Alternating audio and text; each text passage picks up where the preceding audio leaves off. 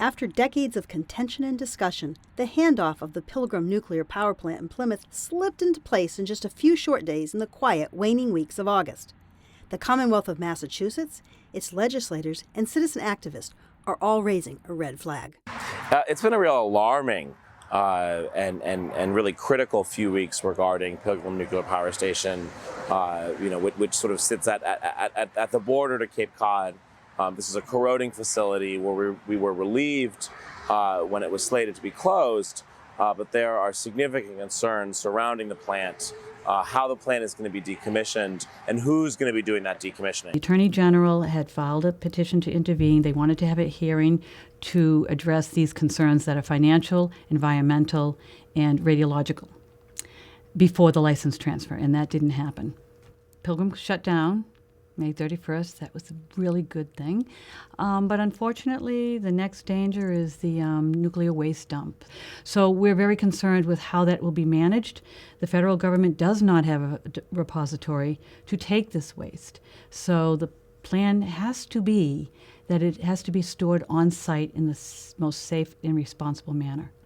Given the timetable, long, on which Pilgrim Power Plant issues have moved in the past, the Federal Nuclear Regulatory Commission's speedy decision to move the license from Entergy to Holtec without taking time to consider a range of issues raised by Massachusetts has only deepened concerns about money and safety.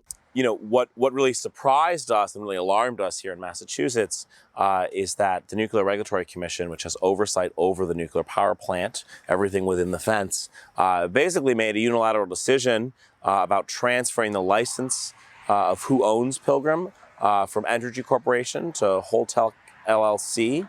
So there's a number of critical questions that I really felt needed to be answered prior to the sale being approved. For instance, the disconnect that we see between what is in the existing decommissioning fund, which was funded largely by ratepayers, and what Holtec has actually estimated that it's going to cost. Well, let me stop at the beginning with what the Decommissioning Trust Fund is. It's actually ratepayer money that was paid by us when Boston Edison owned Pilgrim.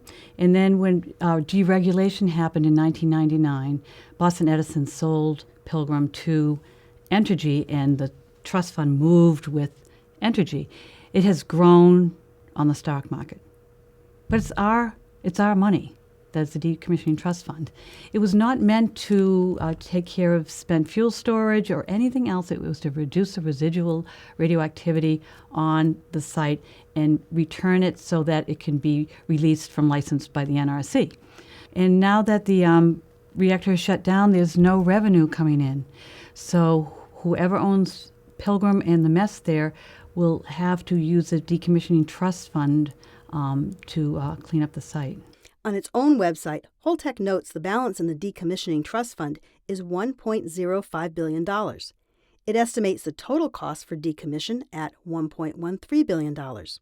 Something doesn't line up. They put a decommissioning plan together, and the numbers do not add up. And that's why our Attorney General filed a petition to intervene on the license transfer, because the numbers don't add up and the plan doesn't add up for public safety. This license transfer very clearly was rushed through without adequate without adequate steps and precautions taken.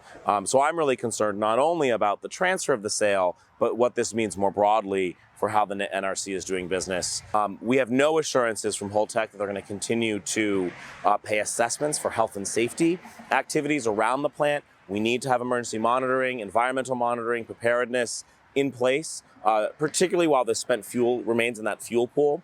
So there's a whole host of unanswered questions. Well, right now, what's happening is the Decommissioning Trust Fund has been given exemptions by the Nuclear Regulatory Commission so that Holtec can use those funds for spent fuel management and transfer. It can also use those funds for emergency planning and for other reasons that it was never meant to be. So we can see that Holtec is probably going to drain that Decommissioning Trust Fund, call bankruptcy, and skip town, because Holtec is an LLC. Holtec is really a tangle of many interrelated companies, and that makes some people wonder about the real motivation. They use a limited liability device, which really raises some questions about who's really responsible here? Is Holtec going to make sure that this plant is decommissioned? If this limited liability corporation goes belly up, who's responsible for that? There's a whole host of questions that haven't been answered, and those questions should have been answered before this sale and transfer of the license was approved. Holtec Pilgrim owns the Decommissioning Trust Fund now.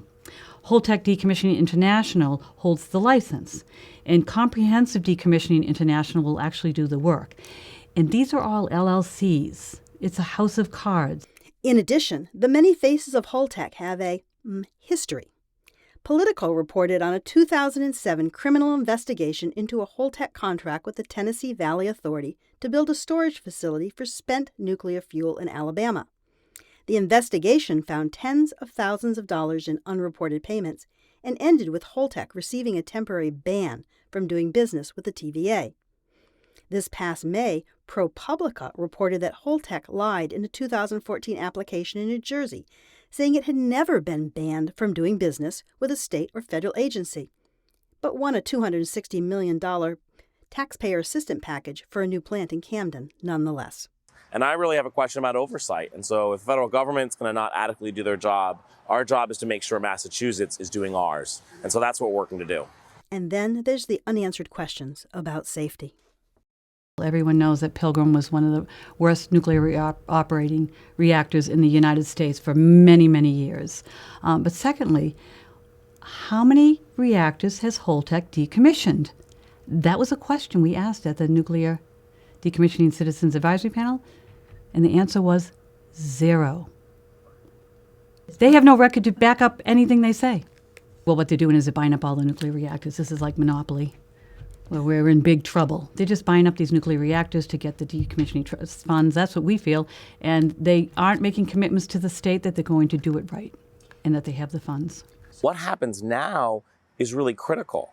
It's critical for whether or not this pretty significant chunk of Cape Cod Bay is going to be, what is it going to be next? Is it going to be decommissioned? Is it going to be restored? What does it mean for the town of Plymouth?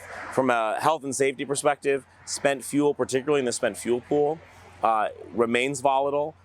It's possible that the highest risk actually is that you could have some sort of a fuel fire there in the spent fuel pool. And so if we don't have the resources, the precautions, the preparedness in place, particularly now in this critical period, we're not doing our job of keeping Cape Codders and our visitors safe. If we've learned anything with this facility, constant oversight, public pressure makes a difference. And without that, there's a number of questionable activities that put health and safety of folks here on the Cape and the broader southeastern Massachusetts region at risk.